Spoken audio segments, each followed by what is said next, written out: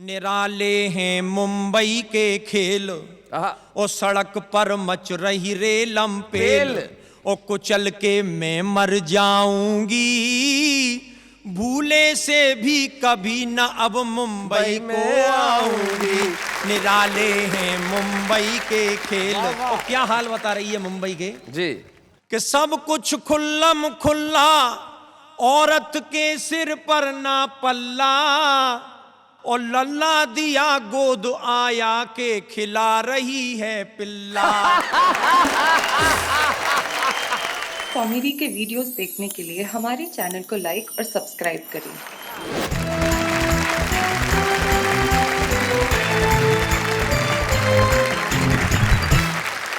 क्या बात है। हमारे साथ हमारे 3 कवि मित्र आज उपस्थित है। जैमिनी हरियाणवी जी, जिन्होंने बूढ़ा होने से इनकार कर दिया और इनके बेटे जब इनको कहते हैं कि बाप बुजुर्ग हो गए तो ये कहते हैं बूढ़ा होगा तेरा बाप।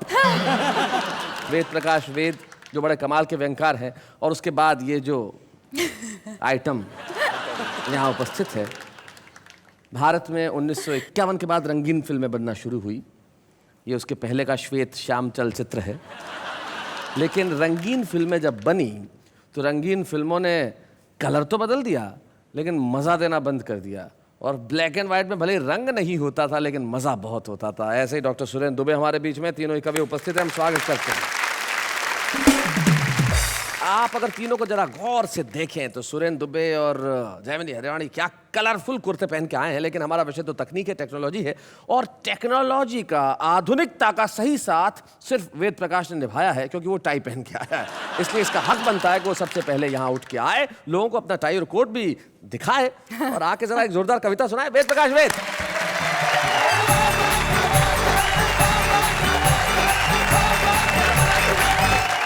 आप सबको नमस्कार करता हूं जी, और आपको धन्यवाद देता हूं कि मैं आपकी पहली पसंद बना। मेरी पहली पसंद में तो कोई खास बात नहीं, इनकी पहली पसंद में खास मैंने बात तो है। आपका नाम इसलिए ले लिया कि आपका भी सम्मान रह जाए। आपने बताया दुबे जी के बारे में, उनको देखकर आपको 1951 से पहली ब्लैक एंड वाइट फिल्में याद आई। मेरी समझ में एक बात नहीं आई, फिल्म वाले उस समय ब्लैक एंड वाइट में वाइट कहाँ से लाते थे। एक कविता मैं आपको सुनाता हूँ। हाँ भाई। और कविता का शीर्षक है मल्लिका जी स्वर्ग में। क्या बात है, मल्लिका जी स्वर्ग जी, में। जी, टेक्नोलॉजी की बातें हो रही हैं तो मैं आपको बता दूं, स्वर्ग एक ऐसी चीज़ है जहां साइंस भी किसी को जाने से नहीं रोक सकती। जी, उसकी भी लिमिटेशन है, वो भी बस आने वाले को ही रोक सकती है।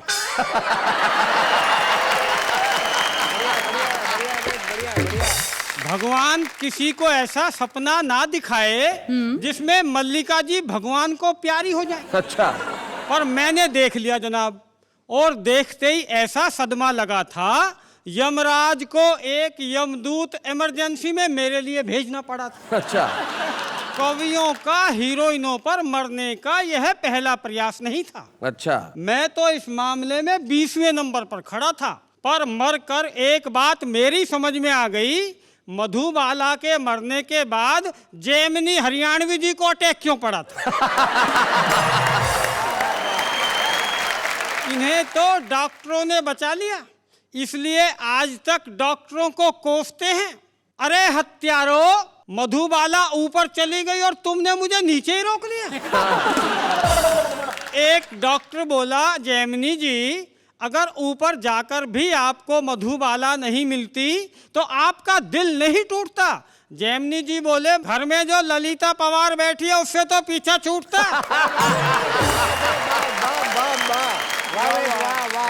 खैर मैं इस मामले को ज्यादा नहीं रोना चाहता, मधुबाला के चक्कर में अपनी मल्लिका को नहीं खोना चाहता। तो मैंने यमदूत से कहा, यमदूत भैया जरा जल्दी चलो, नहीं तो मल्लिका वाला यमदूत काफी दूर निकल जाएगा। सुनकर वह रोने लगा।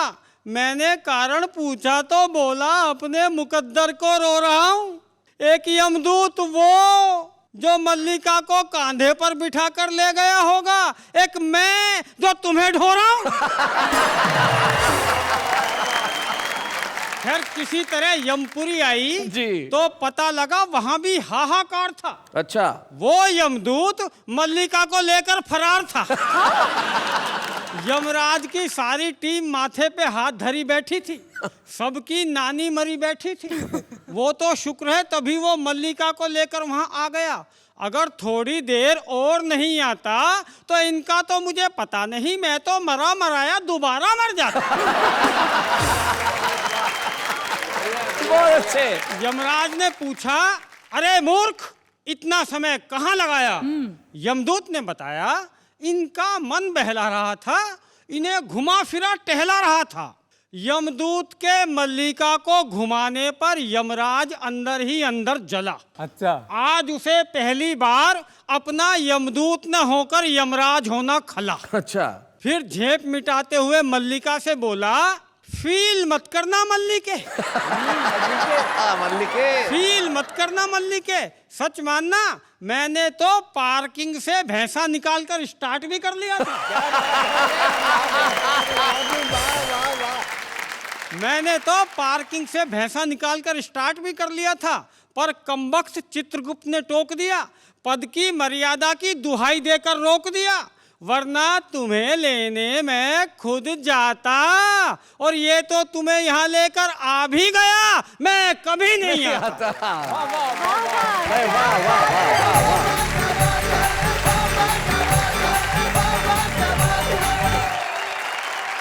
वेद प्रकाश, आपने अपनी कविता में कुछ कमाल की बात है कि ये टेक्नोलॉजी का ही कमाल है कि भैंसा भी स्टार्ट हो सकता है।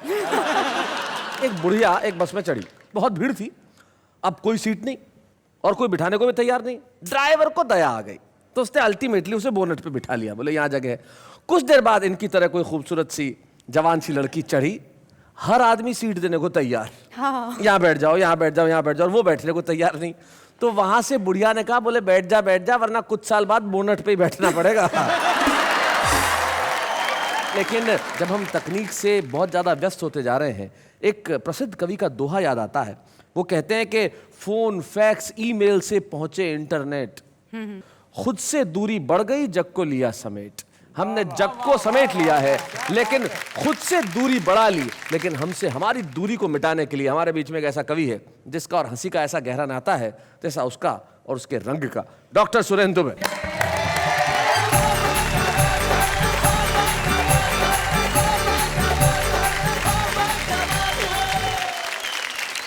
टेक्नोलॉजी की जब बात चलती है, लादेन मरा तो मैं बहुत टेंशन में आ गया। जी। ये लादेन मरा कैसे? हाँ, मैंने आपको टेलीफोन लगाया, आपको याद होगा? याद है, मुझे याद है। शैलेश भाई ने बताया कि ओबामा के पास सैटेलाइट है, वो अमेरिका में बैठे बैठे देख सकता है किस देश के, किस शहर के, किस गांव के, किस घर के, किस कमरे में कौन आदमी क्या कर रहा है। तब से ना मैं नहा सक रहा हूं। यहाँ स्नान करे गरीब सुदामा और वहां हुस्न का दीदार करे ओबामा। जब ओबामा हिंदुस्तान आए तो वो हिंदुस्तान आए क्यों? वो आए थे उत्तराधिकारी की तलाश में। हाँ। उन्होंने बिल्कुल नहीं की देरी, मुझको रायपुर फोन किया और कहा, मिस्टर ब्लैकबेरी अब अमेरिका की जिम्मेदारी तेरी।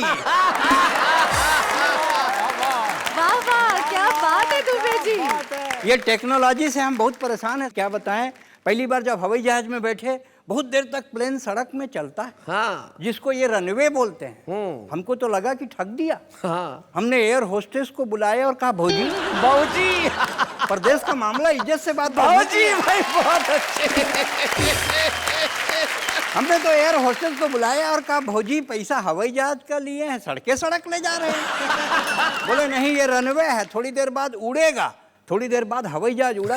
हमको लगा कि वो उड़ गया। हम एक दूसरा एयर होस्टेस बुलाया, कहा, काकी उसका उम्र ज्यादा था ना, मतलब इनके बराबर की थी। हाँ, इन्हीं के आसपास। दुबे जी सच बताइए। अभी इनके सामने सच है, बाद में झूठ है।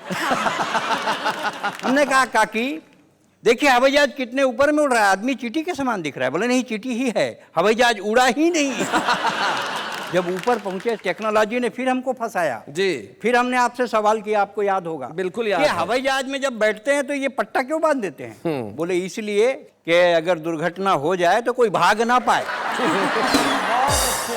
ये दिक्कत है भाई साहब जी। जब हम अमेरिका जा रहे थे कार्यक्रम करने, अनाउंस हुआ मौसम खराब है, कमर की पट्टी बांध लो, प्लेन गिर सकता है। ये सब अपना रुपया बांधने लगे, डॉलर बांधने लगे, और कवित्रियाँ अपना ज्वेलरी बांधने लगी। मैंने कहा कर क्या रहे हो? बोले लोग हमको खोजेंगे, बचाएंगे। मैंने कहा कभी पहली बार बैठे क्या हवाई जहाज में? लोग मेरे को खोजेंगे। मालूम है आपको कि जब हवाई जहाज क्रश होता है, गिरता है, सबसे पहले ब्लैक बॉक्स खोजा जाता है।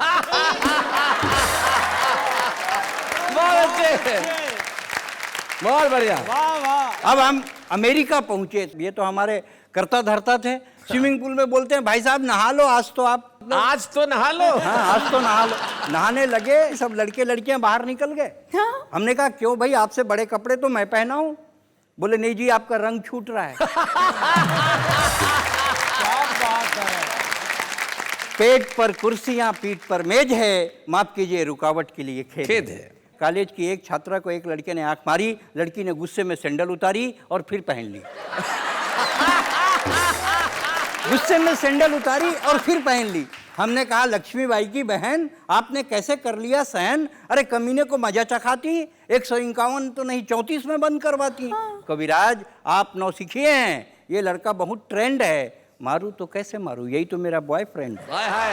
मारू तो कैसे मारू, यही तो मेरा बॉयफ्रेंड है। मैं समझ गया मेरी रफ्तार बहुत धीमी है और शिक्षा पद्धति बहुत तेज है। माफ कीजिए रुकावट के लिए खेद है। क्या पेट बात पर कुर्सियां, पीठ पर मेज है। वाह वाह वाह वाह। इसके पहले जब बार्सिलोना में ओलंपिक हुआ जी। हिंदुस्तान और जर्मनी के बीच हॉकी हुई और 4 पेनल्टी कॉर्नर हिंदुस्तान को मिले। जी। हमारे देश के बहादुर खिलाड़ियों ने एक भी गोल नहीं किया। जी। मुझे बहुत प्रसन्नता हुई हाँ। कि ये हमारे सिपाही हैं। तब मैंने एक कविता लिखी, कुछ पंक्तियां रखता जी हूँ। टेक्नोलॉजी मतलब आप सीधा ओलंपिक का सीधा प्रसारण कर रहे हैं। कि खौलते तेल में मैं कब से खौल रहा हूँ, मैं सुरेंद्र दुबे बार्सिलोना से बोल रहा हूँ। अच्छा।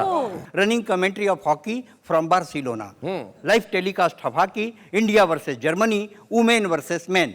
Women versus man. मैं देख रहा हूँ वातावरण में ठंडक, मौसम साफ है, लगता है हॉकी में हमारे 2-4 बाप हैं। भारतीय खिलाड़ी मैदान में सरपट भाग रहे हैं, कुछ सो रहे हैं, कुछ जाग रहे हैं। बॉल सेंटर फॉरवर्ड में जर्मनी के खिलाड़ी के पास। भारतीय खिलाड़ी ने चिल्लाकर कहा पत्नी भी आई है साथ, इज्जत का सवाल है बाप, एक गोल बनाने दे। इज्जत का सवाल है बाप, एक गोल बनाने दे। सभी ने मिलकर भगवान को मनाया और भगवान ने एक पेनल्टी कॉर्नर दिलाया बाल भारतीय खिलाड़ी के पास। और भारतीय खिलाड़ी ने जैसे ही पेनल्टी कॉर्नर को गोल में तब्दील करने की हिम्मत जुटाई, एक लड़की चिल्लाई हाय। भारतीय खिलाड़ी ने कहा हाय, अब बाल इधर जाए या उधर जाए। मैं देख रहा हूं स्टेडियम के कोने कोने दर्शकों से खचाखच भर रहे हैं। हॉकी के छोर से भारतीय खिलाड़ी मार्केट में शॉपिंग कर रहे हैं। Ball in right half Germany के खिलाड़ी के पास, सिर्फ स्टिक बचा है भारतीय खिलाड़ी के पास, उसी को घुसा दिया। जर्मनी का खिलाड़ी चीखा और एम्पायर को पेनल्टी कॉर्नर दिखा। बॉल भारतीय खिलाड़ी के पास और भारतीय खिलाड़ी ने जैसे ही पेनल्टी कॉर्नर को गोल में तब्दील करने की हिम्मत जुटाई, एक लड़की चिल्लाई हेलो। भारतीय खिलाड़ी ने कहा चलो।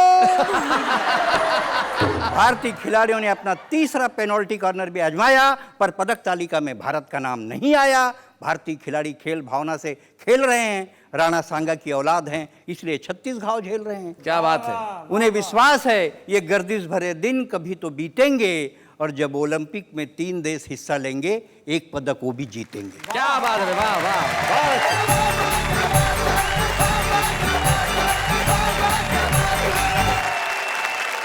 भाई बहुत बढ़िया डॉक्टर सुरेंद्र दुबे, जो आप हमारी हॉकी की स्थितियां बता रहे थे और सच में हॉकी की स्थिति ऐसी हो ही गई है। शरद जोशी जी मुझे अचानक याद आए, भारतीय खिलाड़ियों के लिए वो कहते थे कि हमारा खिलाड़ी ओलंपिक में जाता है और हार के आता है। क्या बात। और जब हॉकी में गोल करने का जब भी मौका आता है, हमारा खिलाड़ी सामने वाले खिलाड़ी को झुक के नखलवी अंदाज में कहता है पहले आप।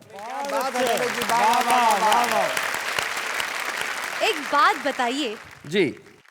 कोई ऐसी मशीन बनी है जिसके पास सारे सवालों के जवाब हो? हाँ, अरे ऐसी मशीन तो जब से दुनिया बनी है तब से हाजिर है। क्या बात है? जी, ऐसी मशीन जो हर सवाल का जवाब देना जानती है, उसे पत्नी कहते हैं। That's very funny. It's not funny, it's truth. जिंदगी में कुछ सच ऐसे होते हैं जो कभी बदलते नहीं है। जैसे उम्र, उसका बढ़ना लाजमी है, लेकिन उम्र बढ़े तो ये जरूरी नहीं कि आदमी शिथिल हो जाए। कुछ लोग ऐसे होते हैं कि जैसे जैसे उम्र बढ़ती है वैसे वैसे उनकी मस्ती बढ़ती चली जाती है। एक ऐसे ही कवि हमारे बीच में है, हमारे साथ हैं, हमारे बड़े ही आदरणीय और हम सबके फादरणीय जैमिनी हरियाणवी।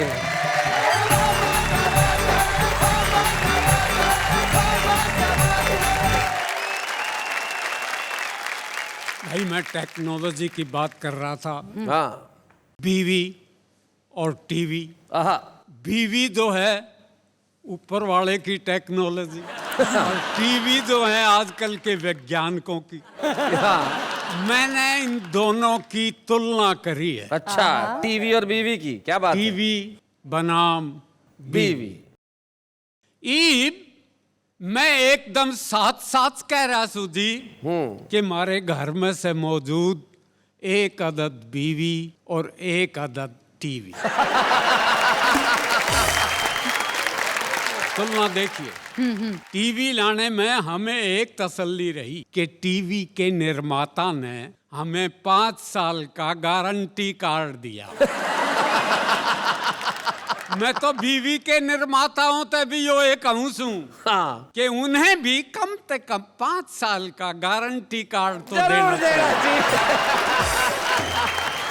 कि अगर यो ठीक नहीं चल रहे तो वापस कर जाइयो। हाँ। दूसरा पीस ले जाइयो। जाइए।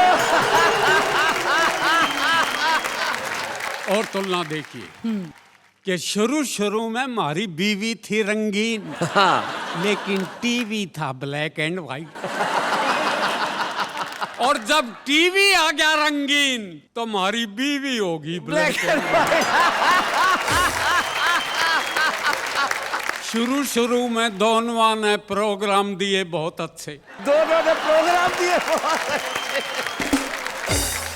एक दिन बड़े जोर की आंधी आई और हमारे घर के बराबर वाला पेड़ गिर पड़ा। अच्छा। बीवी का माथा फूट गया, टीवी का एंटीना टूट गया।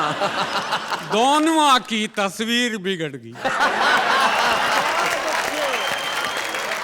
हमें दोनों को ठीक ठाक कराने के लिए अलग अलग डॉक्टर बुलवाने पड़े। और जब देनी पड़ी घनी घनी फीस तो हमारे कालजे में लगी टीस।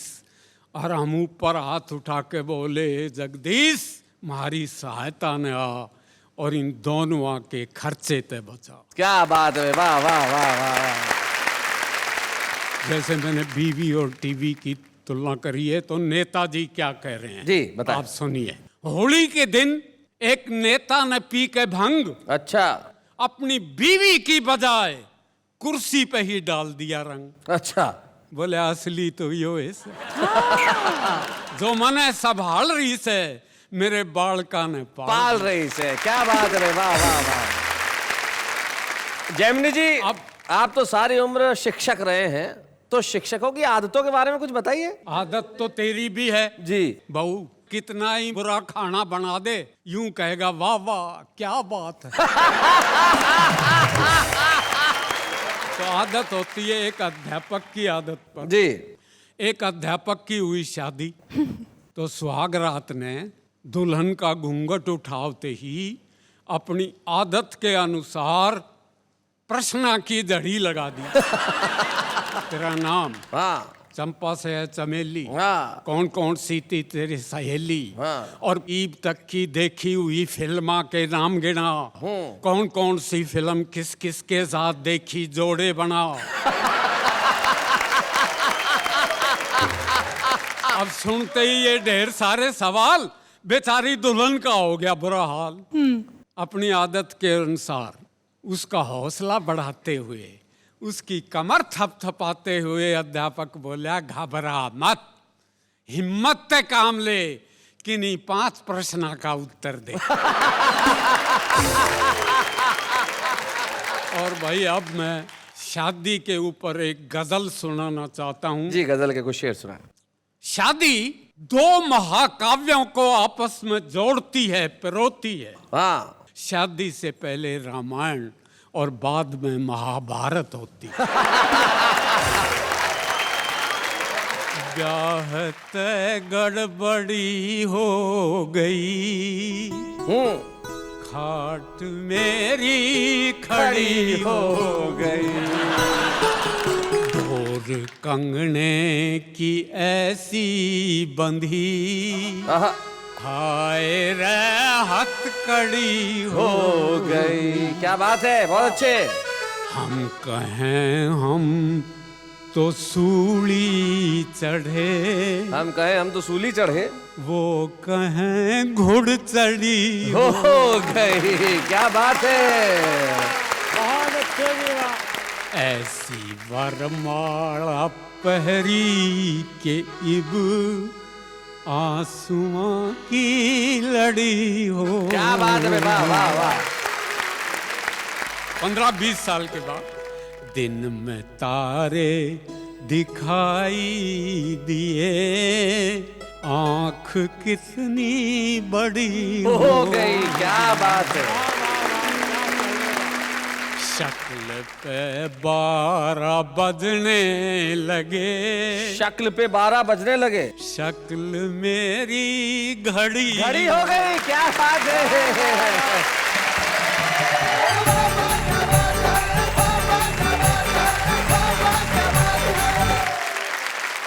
भाई जयमिनी जी, कमाल है आपका।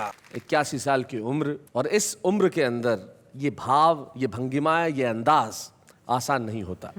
वैसे जयमिनी जी बड़े हाजिर जवाब है। एक बार एक बस में कहीं चढ़ रहे थे, एक 75 साल की बुढ़िया भी चढ़ी, तो उन्होंने इनको कहा कि ताऊ कहाँ जा रहे हो। अब 75 साल की बुढ़िया ने कहा कि ताऊ कहाँ जा रहे हो। ये तो जयमिनी जी बोले, बेटी तेरी खातिर लड़का देखने जाता हूँ। तो ये है जयमिनी हरियाणवी। भाई इनकी मस्ती को, इनकी ऊर्जा को और इनके इस उल्लास को हम मिलकर एक बार प्रणाम करते हैं। भाई क्या बात है जयमिनी जी, ये तालियां सिर्फ आपकी कविता के प्रति प्रशंसा का भाव ही नहीं है, ये वो श्रद्धा है जो हम सबके भीतर आपके लिए है। आप जीवन के हर दिन को उत्सव मानते हैं, और जब ऐसा व्यक्ति इतने वर्षों से हिंदी कविता और हास्य के लिए इतने सालों से काम कर रहे हो, ऐसे श्री जयमिनी हरियाणवी जी का हम जोरदार करतल ध्वनि के साथ वाह वाह क्या बात है के मंच पे सम्मान करते हैं।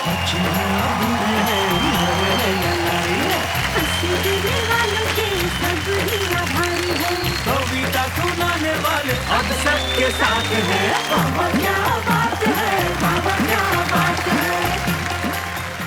जयमिनी सर, जनरली हमारे मंच पे जब हम किसी का सम्मान करते हैं तो उनके परिवार वालों में से कोई यहाँ उपस्थित रहता है। आपके परिवार से कौन आया है? मेरा बेटा आया है। तो बुलाइए उन्हें, कहाँ है? हाँ। अरे ये शैलेश मेरा बेटा। ओ, ये तारक आपके बेटे हैं।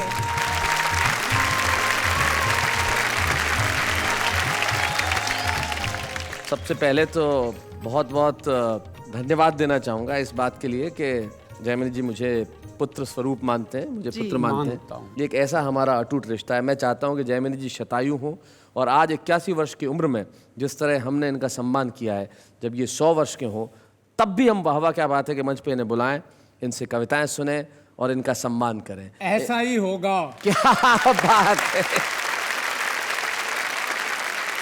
एक मकबूल शायर का सिर्फ एक शेर मुझे याद आता है। वो कहते हैं कि हम सायादार पेड़ जमाने के काम आए, सूखने लगे तो जलाने के काम आए।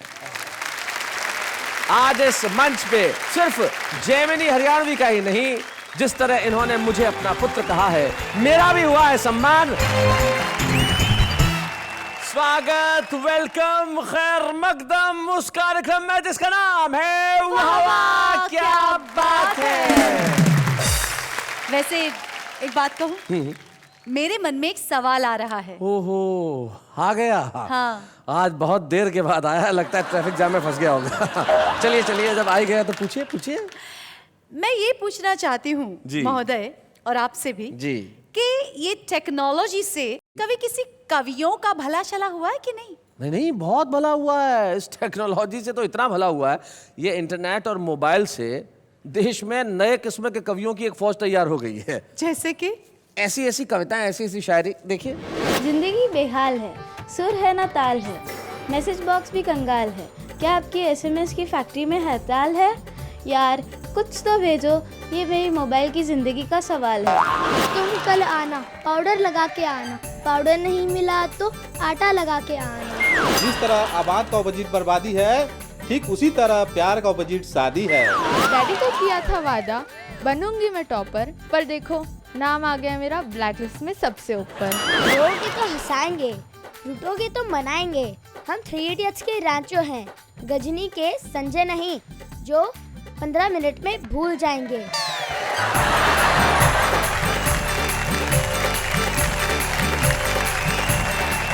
भाई हमारे कवि मित्रों, है कि नहीं ये नए किस्म के कवियों की फौज? ये जो मोबाइल पे एसएमएस पढ़ पढ़ के जो कवि बन गए हैं, क्या बोलते हैं दुबे जी? दो दो लाइन की कहीं से भी उठाए और कहीं भी घुसाए। समा परवाने से कहती है, हाय हाय, दूर हट परवाने तेरी नाक बहती है। सर एक मिनट, सर मैं भी कुछ सुनाना चाहता हूँ। सुनाइए। नहीं, वहाँ आके मैं भी कुछ लिखता हूँ। क्या नाम है आपका? सर जयंत। जयंत, क्या बोलते हैं? बिल्कुल सुनानी चाहिए। क्या दिक्कत है? बिल्कुल आना चाहिए। तो जरा तालियां बजाइए भाई। आइए आप भी सुनाइए, क्या सुनाना चाहते हैं, आइए।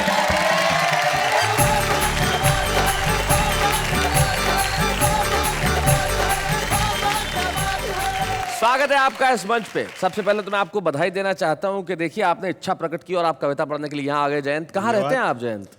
सर मैं मुंबई में रहता हूँ। मुंबई में रहते हैं, क्या बात है। और हिंदी में कविताएं लिखते हैं? हाँ सर, मेरी मदर टंग तो मराठी है जी, लेकिन मैं लिखता हूँ हिंदी में। क्या बात है। यही इस देश की सबसे बड़ी विशेषता है, ये जो भाषाएं हमें जोड़ने का काम करती है, जिसका एक उदाहरण आप हैं। आपसे अनुरोध करता हूं कि आइए कविता सुनाइए। कविता सुनाने के पहले मैं कुछ बताना चाहता हूँ कि मुंबई में लोकल ट्रेन तो काफ़ी मशहूर है जी। तो जब लोकल ट्रेन में एक अनाउंसमेंट होती है अगले स्टेशन के बारे में, अगर अगला स्टेशन दादर है तो 3 भाषाओं में अनाउंसमेंट होती है, जैसे कि पुढील स्टेशन दादर, अगला station Dadar, next station Dadar. Hindi, Marathi, English तीनों में अनाउंसमेंट, तीनों भाषाओं में ये होता जी। है। तो कविता का शीर्षक है पुढील स्टेशन प्यार, अगला स्टेशन प्यार, नेक्स्ट स्टेशन प्यार। प्रवासी कृपया ध्यान दें, अब तो 4 महीने पहले ही आप रेल का टिकट कटा सकते हैं, नहीं तो 100 रुपये देकर टीसी को भी पटा सकते हैं। 100 रुपये देकर टीसी को भी पटा सकते हैं, लेकिन अब तक न हमें कोई पटी, जिंदगी प्रतीक्षालय में कटी। हम तो कभी वेटिंग लिस्ट, कभी आरएसी, तो हमारे आगे लंबी सी कतार है। अपना तो बस पुढील स्टेशन प्यार, अगला स्टेशन प्यार, नेक्स्ट स्टेशन प्यार। भाई वाह वाह वाह वाह वाह। तो शैलेश जी जी, फास्ट लोकल छोड़ के हम जानबूझकर स्लो लोकल में सटकते हैं जी। विंडो सीट होते हुए भी दरवाजे पे लटकते हैं। क्या बात है।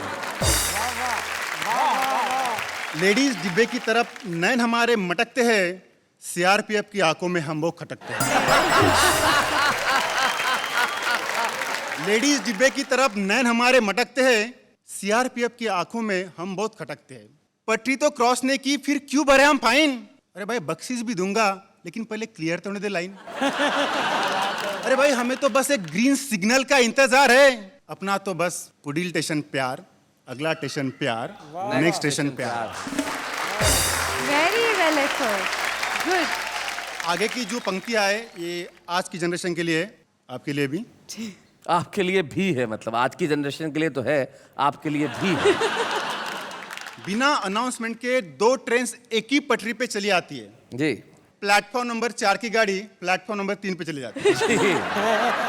लेकिन हमारा प्लेटफॉर्म तो बरसों से खाली पड़ा है। गरम मसाला चाय वाला कब से केटली लेके खड़ा है। लेकिन उसे पता है, इज वेरी ऑप्टिमिस्टिक, लेकिन उसे पता है अंधेरी स्टेशन पे ट्रेन रुकी नहीं तो कोई बात नहीं, अंतिम स्टेशन तो विरार है। अपना तो बस पुढील स्टेशन प्यार, अगला स्टेशन प्यार, नेक्स्ट स्टेशन प्यार। जयंत बहुत बढ़िया, आपको बहुत बहुत बधाई। बधाई इस बात के लिए कि आपने प्रयास किया। जीवन में सबसे बड़ी चीज होती है प्रयास। आपने कविता लिखी, प्रयास किया और एक अनूठे ढंग से उस कविता को पढ़ा। हम आपको बधाई देना चाहते हैं Jayant. Thank you very much for coming here. Thank you so very much Jayant.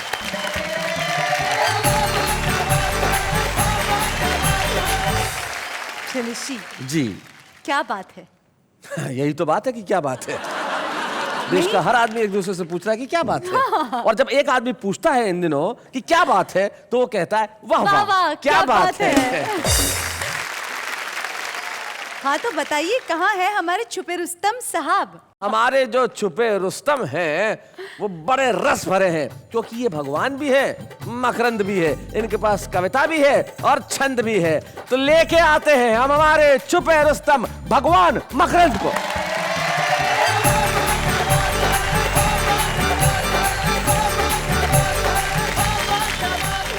भगवान मकरंद, कहाँ रहते हैं आप? कामा भरतपुर। क्या करते हैं आप वहाँ? मैं एक शिक्षक हूँ।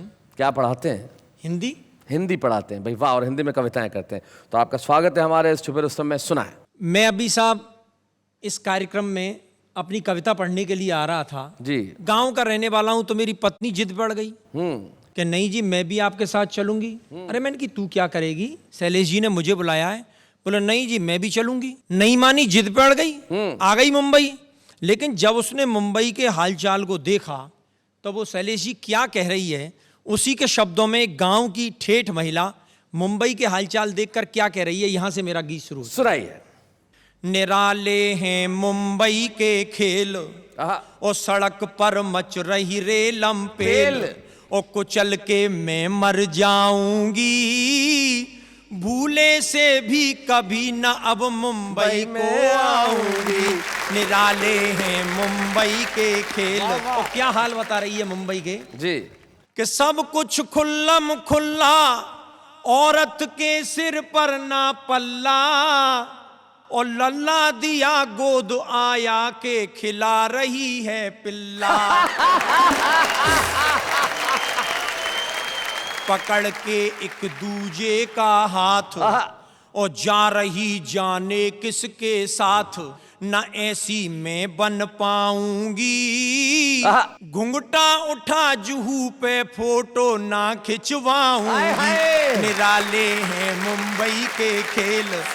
और क्या बता रही है साहब निराला मुंबई का, कि लड़का लड़की डाल हाथ में हाथ दिखाएं तन को जी, और बूढ़े बड़े कोई ना रोके कोई न टोके इनको। आज जो मिले तो हो गया प्यार, और कल जो मिले हुई तकरार, और करें छुप छुप के झूठा प्यार। अरे जो खुल जावे पोल जेब में है राखी तैयार। निराले मुंबई के खेल। और क्या कह रही है साहब मुंबई में आके, कि एक से ऊपर एक बनाए हैं मकान बादल में, एक के ऊपर एक बादल में बनाए हैं मकान बादल में, और कैसे रहूं बिना पड़ोसिन है जाऊं पागल में। कोई ना किसी से बतराए, न मन की सुने न सुनाए, अरे बाल किससे गुथवाऊंगी। क्या बात है भाई, वाह वाह। और इससे भी बड़ी बात आ रही है शैलेश जी, देखना एक गांव की महिला क्या कहना चाह रही है, कि बाल किससे गुथवाऊंगी, और नाम पिया को हाथ पे यहाँ कैसे गुदवाऊंगी। मुंबई के खेल। क्या बात है, वाह वाह। और शैलेश जी आप टेक्नोलॉजी की बात कर रहे थे बहुत देर से, तो मेरा भी मन है कि इस जो टेक्नोलॉजी है आज की मॉडर्न टेक्नोलॉजी, इस पे कुछ बात कहना चाहता हूं। सुनाए। आप तो कह रहे थे टेक्नोलॉजी टेक्नोलॉजी, लेकिन साहब ये टेक्नोलॉजी बीमारी है। देखें क्या बीमारी है, कि लगी नई नई बीमारी, आई है आफत भारी, कैसे छुड़ाएं पीछा यार हम। क्या बीमारी है, कि मोबाइल के बिना अधूरा इंसान, दिन रात बात कान हुए हैरान। मोबाइल ने किए हैं बर्बाद हम, सुबह डलवाए पैसे शाम को खत्म। चाहे जहाँ कर दे हल्ला, लगा रहे संग पुछल्ला, अरे कैसे छुड़ाएं पीछा यार हम। क्या बात है। लगी नई नई बीमारी, आई है आफत भारी, कैसे छुड़ाएं पीछा यार हम। और एक और बिल्कुल मॉडर्न टेक्नोलॉजी जी, का कंप्यूटर करे आदमी का सब काम, धरती पे आदमी का रहा बस नाम। वाह वाह वाह। कंप्यूटर पे ही लड़का लड़की करे प्यार, कंप्यूटर पे ही लड़की चुने भरता। अरे बिना कंप्यूटर भैया पार हो कैसे नैया, कैसे छुड़ाएं पीछा यार हम। क्या बात है भाई, वाह वाह वाह भाई, बहुत बढ़िया। भगवान मकरंद, आज आपको सुन के वाह वाह क्या बात है, बहुत खुश है। और आज हम चाहते हैं एक प्रोत्साहन के रूप में हम आपको एक कलम यहाँ प्रदान करें। क्या बात। जोरदार तालियां भगवान मकरंद के लिए। हंसी देने वालों के सब ही आभारी है, कविता सुनाने वाले अब सबके साथ है। तो भाई हमने आज यहाँ पे एक प्रोत्साहन चिन्ह दिया भगवान मकरंद को कि ये छुपा रुस्तम छुपा नहीं रहे, सारे देश में इसकी विजय पताका फहरे। किसी एक शायर के 2 बड़े अच्छे शेर मुझे याद आते हैं। वो कहते हैं कि वक्त जब अच्छा नहीं होता है कोई भी अपना नहीं होता। क्या बात। वक्त जब अच्छा नहीं होता कोई भी अपना नहीं होता, और साथ है जिसके तसव्वुर तेरा वो कभी तन्हा नहीं होता। तो इनके साथ तो हमेशा तसव्वुर बना रहेगा कविताओं का और उस कार्यक्रम का जिसका नाम है वाह वाह क्या बात है।